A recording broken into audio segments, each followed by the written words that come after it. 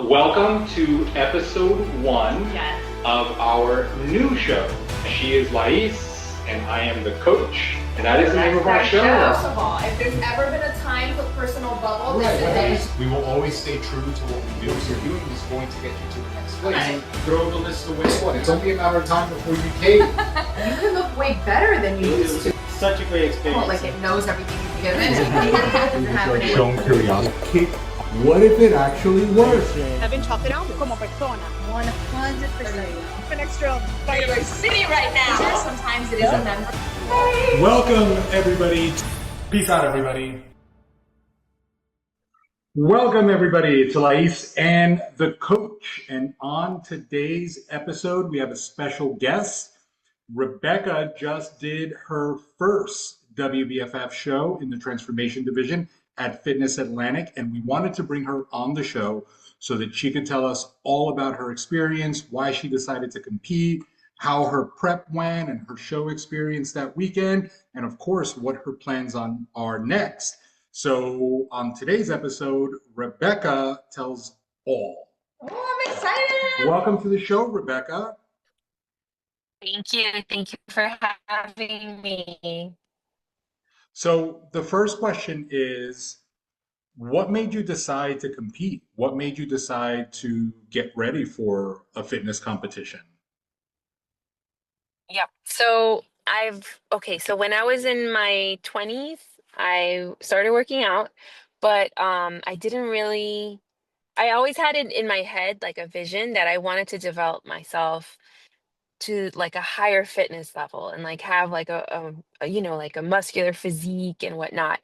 And then in my 30s and 40s, I got married. I had two small boys, and life just kind of got in the way. So now, like, it's almost like, okay, I'm in my 40s now. It's not too late, like I can still reach that goal. So finding you guys was like serendipitous. It happened like at the right place at the right time through friends, and that's what prompted it. Awesome, awesome. So this was something that was kind of like on the back burner for a little bit. Yes, for sure. I think I lost myself a little like in building my career and having my children and I came last really in all of that. I gained a lot of weight. I was like 190 pounds at my heaviest after my third son. And pregnancies like in your 20s are one thing. You bounce back usually. But once you hit like I was 34 when I had him. So I was already like reaching that age where like the body was just not bouncing back. I needed a little extra help to get myself into a healthier space.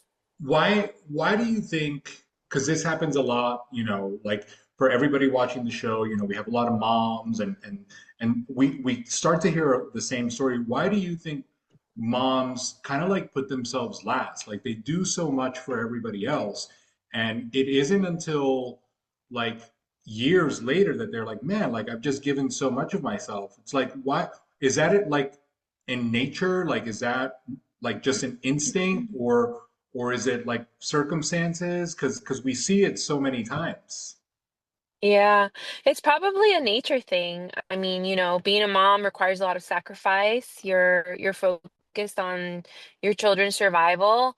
And so I think it's just like natural to like put yourself kind of like on the back end of it all. Plus like my profession, like it requires a lot of like intellectual activity, but it doesn't really require a lot of physical. Like I'm sedentary. I don't really like need to put myself in the gym or to, push myself on that level to survive. So because it's not part of like my work, it just didn't really, it wasn't one of the skills that I needed to develop fully in order to survive at the moment. So that's kind of where, for me, it became like a back burner thing. That's always so interesting to go back to the mom thing because I feel like moms also even wear it like as a badge of honor, right? It's like I did this for my kids and I do this for my kids and I show up and I make this food and I take them to these activities and it's almost like the right thing to do, even just based on like the 100%. society, to show up that way, to put them first, to be the mom and to show up to the recitals and to the PTA meetings and to all the things. And it's like, and that's great. Like I'm not knocking that, but it's like, what about you? And then same thing with what you're saying with work, because we say all the time, like when we're young, we all have a thing, right? Whether that's dance or martial arts or whatever. We all have a thing growing up. And then as adults, our things become children and work. And to both your points, it's like, yeah, we lose ourselves as moms a lot because we are wearing this badge of honor. We're like, I'm not a good mom if I'm not doing all of this for these kids, right? And it's almost like Yeah. we don't think it can coexist, and it has to. And then also the work thing, which is like my job doesn't demand it. It's like, but your existence does, right? And we just put things, whether it's work or responsibilities, and people like our family that we love, all of that above our own well-being, whether that's the physical well-being that we are getting from exercising and eating right, but even the mental one of just showing up and doing something for you. We put all of that on the back burner to do these things, but not realizing that it's really impossible to go through an entire life that way without like feeling the effects of that. Consequences, yes, for sure. And I think a lot of that is like a learned response. Definitely like culture influence. My mom was very self-sacrificial. I love her. She will always be the best mother in my eyes, but she passed away from breast cancer, a postmenopausal, which usually happens when like you're obese, you haven't really been, I never really saw her develop, those discipline skills of like eating healthier or working out or it's something that just wasn't available to her probably, and I'm grateful that today it's available to me, and I can't take it for granted. That's awesome. So a lot of times when someone's contemplating a transformation or getting ready for a show, like same as you, they're like, I've got kids, I'm busy, I'm never going to be able to do this. How did you balance out like your schedule, the kids, and still making time to eat and exercise in a way that fit your schedule? Yeah, well, your plan is really great because it fits in. It's only like 45 to 50 minutes of working out a day, which I can definitely fit in. At the beginning, honestly though, I was a little challenged and I think I had to like let some things go. I have a little Etsy store that I started which I'm creative, so like I make things and sell them, and it was starting to kick off. And it's still like kicking off a little bit, but I've been able to like make things to sell that I don't physically have to make myself, so somebody else produces them. So then that way it's like a passive income kind of thing. But that kind of like went on the back burner a little bit. At first I was trying to do everything and I just wasn't like sleeping basically. I was like, okay, well, 3 hours is good enough, but you can't really survive like that. And your body can't, recover. For sure. So So I've had to let some things go a little bit, which is okay. It's just reprioritizing what's important and then fitting that stuff in too, but maybe finding new ways of incorporating everything. But for sure, like, I can very much be like, okay, I'm superwoman, I can do everything, but then at the end of the day, like, no, like there's only so many hours in the day. You need 8 hours to sleep, 8 hours to work, and 8 hours to be with your family. So just kind of like balancing it a little bit. Was all of it like harder than you thought, easier than you thought, just about what you thought? It was great. It was easier. Well, I don't want to say it was easy because it was definitely not easy, but it was easy to ease into it, if that makes sense. Like Yes. everything was small steps enough that like over time it's become something that is more feasible and I can build upon. Like it's not, like it wasn't such a drastic change, like going from 0 to 100 that it was impossible. I think that's one of the things that we always tell people when they're like contemplating doing something like this. It's like you don't go from your day-to-day routine to I'm going to live this monk bodybuilding lifestyle, right? It's like we always have to factor everything in and we always tell people start where you're at. Like if you've got this dream, this goal to get on stage, but right now you're not working out and you're not paying attention to your food, then start there. Maybe the road is a little bit longer, maybe it takes a little bit longer, but start where you're at. Like it's so difficult sometimes for people to come to terms with the idea that you don't necessarily have to monk it out. Yeah. in order to get the outcome. Yeah. And that if you find a way for this to coexist with your life, not only does it make it easier to ease into, but also much easier to sustain once your show or your goal is over. Which is ultimately the goal, right? To be able to live in this space and in this win that you're having. So the other thing that I was thinking as you were saying that is you always say like you don't ever walk into the gym for the first time and grab the 100-pound kettlebell, right? Like you have to kind of work yourself into that. And I think there are a lot of misconceptions about a goal like this, or even a transformation that big, right? Any big transformation that you do have to monk it out, or that you do have to go from 0 to 100 overnight, because that's what it takes, because you got to be committed and because you got to do all these things. And it doesn't really work that way. For you, what was like the thing that you thought was going to be way harder, but turned out to not be as difficult as you thought it was? Was it the food? Was it the Hmm. training? Was it the scheduling? Was it the people around you, right? Like there's so many factors of this entire journey.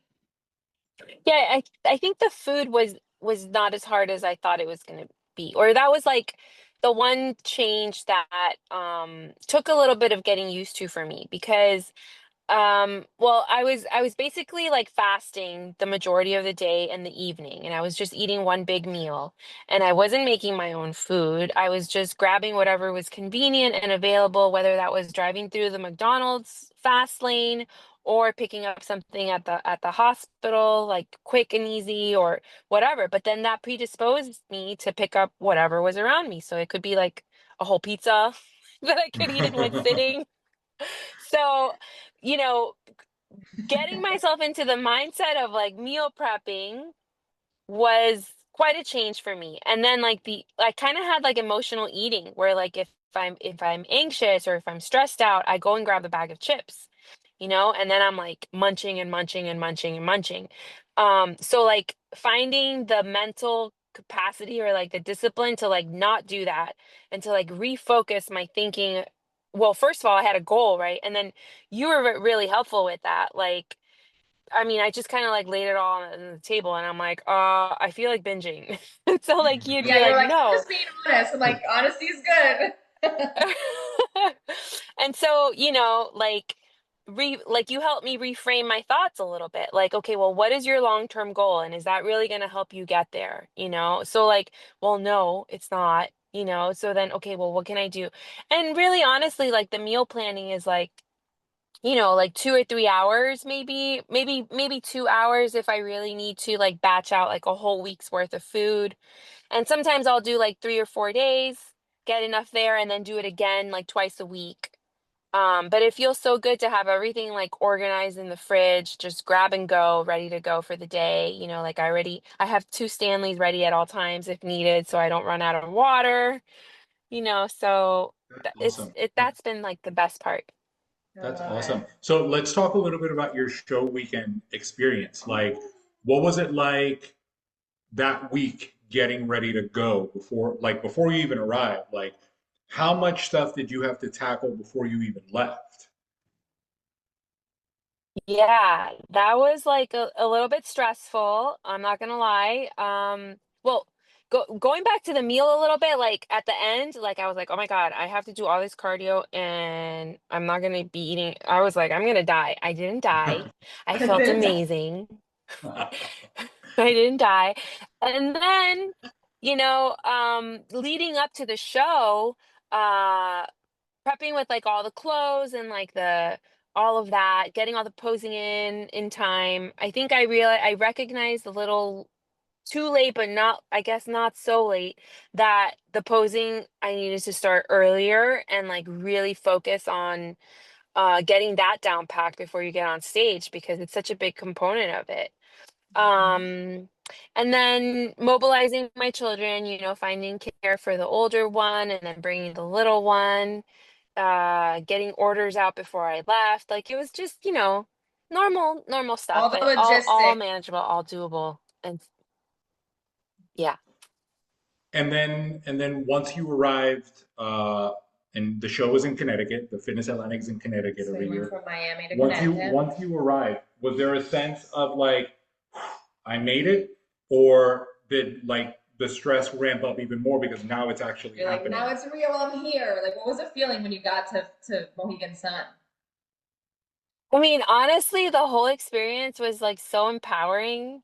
Like getting to the airport with my friend and our kids, like it was just like, here we go. Like we're actually doing this, like that was I was just excited. I mean, I was a little nervous, of course, but I kept telling myself, nervous is excited. You can also, it's like, that's another way of thinking about it.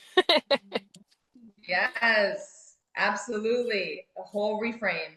Okay, and then you get to Mohegan Sun, you get to Connecticut, and then what do you feel when you walk in there? So then the hotel was beautiful, like beautiful. Like the first thing, we were so excited. We went and like explored all the little restaurants, the little shops. I had a ball at Sephora. Like my kids, my little son, he loved it because they had like a gym play thing, so he could be there like all day while we did the photo shoot. And it was just great. Like the hotel was really nice. Yeah, it was great to get away from my normal routine. So on the itinerary, aside from the show, you also had a photo shoot scheduled right Right. before the show. How was that? Yeah, it was fun. It was Was so it much your first fun. photo shoot ever? No, I've done others in the past, but it Okay. was like, yeah, I mean, I've done them by myself. I've never done them with a group of women, which was the best part, was like the sisterhood, the camaraderie, the team building, and like the lifting each other up, like Yeah. vibe of it all. That's awesome. Yeah. One of the kickoffs to every show weekend is always registration night because everybody gets dressed up and you get your number and they tell you how the show's going to run. How was it like walking into the room where now it's not just you and your team, it's like everybody is there for the weekend. How was that feeling for you? It was interesting. I mean, I got a little bit of a taste before because we had to do the interviews for the transformation show. So I went to do that. And so then I was in line with some of the ladies, and there's some pro divas that were also in line with me because they were doing their own interviews. So talking to them and getting their perspective and seeing how like some people do this for like years, like they're in there for like 4 or 5 years or longer, and then like the I'm vibe people. of the We're of people. yes, and like the optimism that like oozes off of people that are into like personal growth and development was great. And then walking into it was nice to see like all those different women, like everyone so dressed up, and just a lot of fun. Good, good. Good. So then all that is done and it's finally show day. Like you wake Yes. up, like you got hair and tan and makeup and how walk us through that day for you. Like were you able to sleep that night? Did the day go really fast? Was it dragging a little All the bit? feels. Yeah, well, I was exhausted. And I think our flight out to Connecticut was at 6 in the morning. So I think I got like 2 hours of sleep that night. So I was really tired. So falling asleep was not a problem. And I was nervous, but I was like, that whole reframe of like, okay, I'm excited. Up until the point where like I got on stage. So I think like just getting myself prepared was enough to like handle the anxiety a little bit. Like making sure my suitcase had everything that I needed, making sure my food was prepped, um, all of those things. And then getting to backstage, I was probably a little nervous. Like I like basically got there and like I like cleared out some area in front of the mirror, and like I got it and I was like, all right, I'm setting up camp right here. Um, and then like making sure my makeup was like perfect, I guess, before I got out there. Like, it's such an emotional experience. You build up for so many months to get there. And then once I was in line, I was like fifth to come out. So I found myself to be very emotional, like when I was behind the stage, like watching all those other people, like how long they had trained, and like I just couldn't, like I started crying. I'm like, oh, I can't cry. I'm gonna get my makeup ruined. So I had like a tissues Was with it me. emotional just watching them or also for yourself? Both. Yeah, both. Like just feeling really proud of myself and very happy, like very like there were happy tears. There were tears of Good, joy. good. And how was that moment when you finally walk on stage and the lights hit? Was it what you thought, or was it like If we could do a GIF, that would be it. I know. Basically, that was it. It was just like, whoa, I don't know, like when I was a little girl, I used to play violin. I played for 8 years. And when I had to get on stage to do solo performances, I would freeze. I'm like, I'm not born for the stage. This isn't for me. So getting on the stage this time, I don't know, like I just felt like here I am, Yeah, like I all mean, of we that. thought you looked supernatural on I stage. loved it. It's like you owned the moment. Yeah, like she went for it. She's just having fun. Yes, yes, yes. I felt very like uninhibited, I just yeah, like just, like it's just so fun. Like you just can't Did help you to expect smile. Like, did you expect to feel that like comfortable and uninhibited? no, I did not.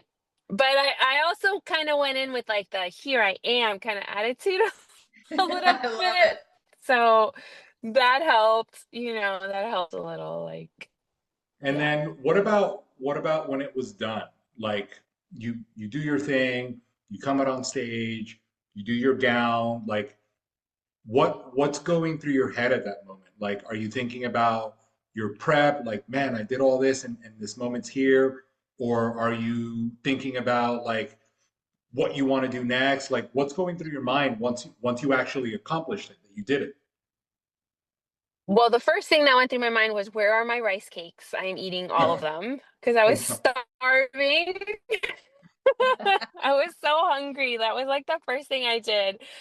Because we were like on a water restriction a little bit. So I like drank all the water I had. That was the first thing. And then, after that, it was just, I mean, I kind of had already made up my mind before the show that I was going to do another one.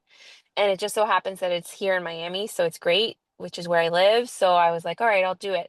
Um, and then so I already knew that I was gonna do like another show. So it was just like watching everyone else around me who has more experience and like what they're doing and like what they're wearing and how they're posing and you know just talking to them and finding all of that out so that I can like prep for the next one. That's awesome. So when you first set out to do this, you had the goal of doing one show, and now you did it, and you had already made up your mind that you wanted to do it again. Now that you've been home and the dust had settled, like have you really had a moment to like come to terms with the fact that not only did you set this goal and accomplish it, but that you doubled down and said, I'm going to do this again. Like, Yeah. have you like really caught up with that? Yeah, have I had a moment to like reflect? Yes and no, because life is busy, so I don't really have a lot of time to think. I just kind of like get into action, you know?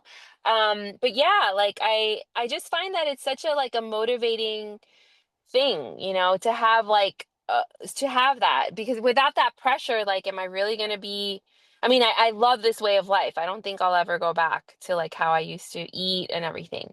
But will I have the same discipline, to like work out consistently, to make sure I'm not cheating on my meals, like to make sure that I'm like staying on track. So We it's talk been about great. that all the time, and the answer is probably no, right? In my opinion, just because here's the thing, like whether we have a health thing or whether we want to go on a trip, we talk about this all the time. We all want to look better. I don't think there's anybody on this planet who doesn't want to look and feel their best, right? Like whatever that it means to them. Maybe not everybody wants a six pack, maybe not everybody wants a ton of muscle, right? That's unique to each person, but everybody would like to look in the mirror and like what they see, and everybody would like to feel good, and everybody would like to be healthy. That's not like, you can't argue that.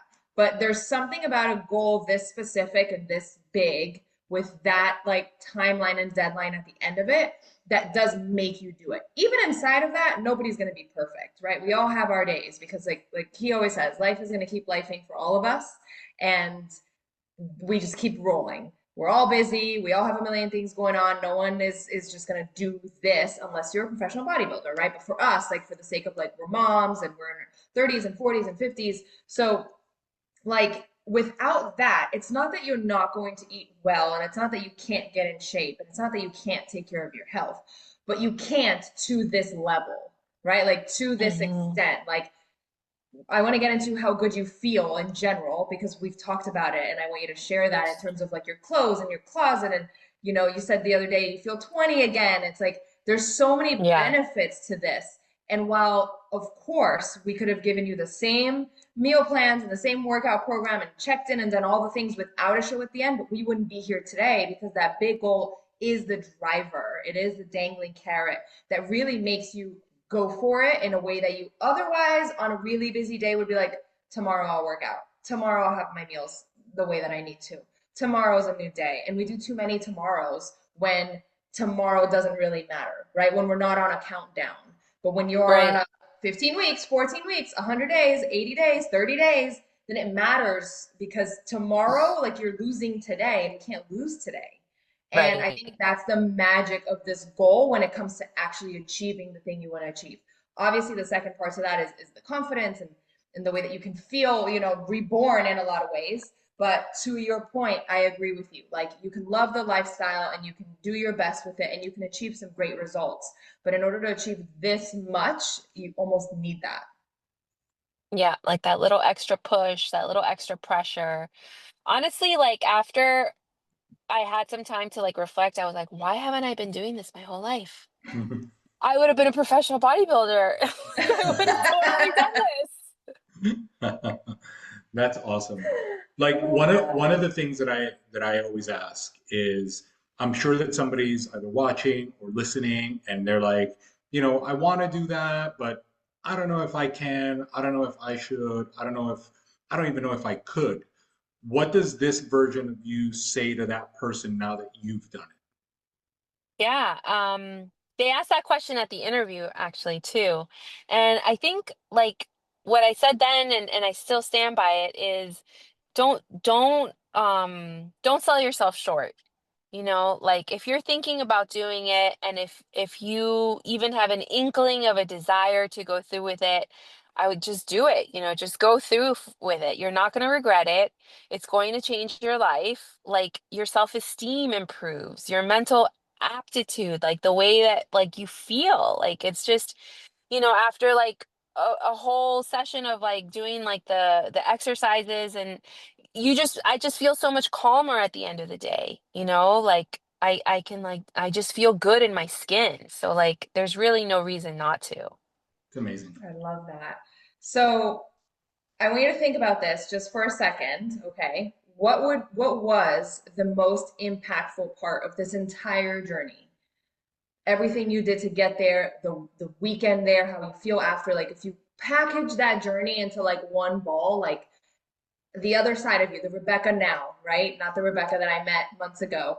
This Rebecca, like what was the most impactful part of this entire thing to you? The whole experience, honestly, like it's been like to watch my children and how they have seen their mom like transform before their eyes. And like going out for a walk with them or like my older one, he's a little bit overweight, taking him to the gym with me, and like just seeing how like happy they are around me, like seeing me glow up in a way. That's been like the most impactful thing of the whole thing. I love that.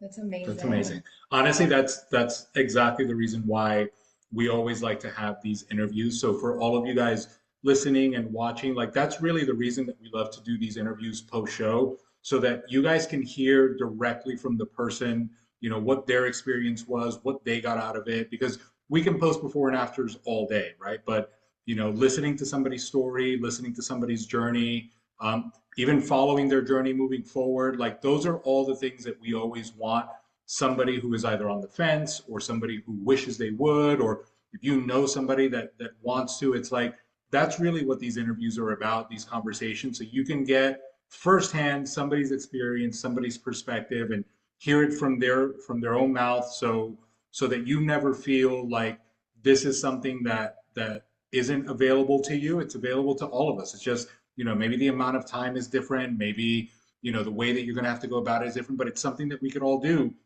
All you gotta do is decide, right? So for all of you guys listening, watching, thanks for watching again. Thanks Rebecca for being on the show. Make sure you like, comment, subscribe, ask questions. We're gonna have a lot more guests this season of Lais and the Coach. So until next time, peace out, everybody.